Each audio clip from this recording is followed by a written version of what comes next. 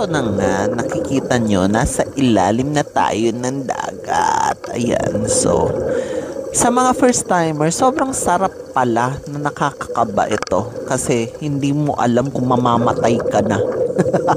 Kasi yung pinipindot na yan. Pag lumulutang ka, yan ang pinipindot para bumababa.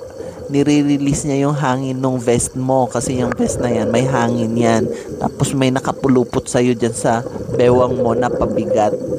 So yun lang, kung gusto mong umahon, akala mo dolphin na. So yun, langoy-langoy lang tayo dyan. May nakita din tayo dyan mga lobsters. Ayan, may mga lobsters yan sa mga batuhan. May mga picture taking tayo din dyan na pero hindi ko na alam kung kasi matagal na tong video na to eh. Tapos yan, habang naglilibot-libot kami dyan sa ilalim na yan, nagulat na lang yung instructor na wala na ako sa likod niya. Kailangan pala nasa likod lang daw niya ako para just in case of emergency makikita niya ako. So yun, kala mo expert na, no? Lumalayo na siya. Pala, bago matapos tong video na to, sa lahat ng nanonood nito, pa-subscribe naman para may masundan naman ng marami pang maiksing videos. Sana nag-enjoy po kayo. Maraming salamat po at mabuhay po kayong lahat. Ingat po tayong lahat. Salamat!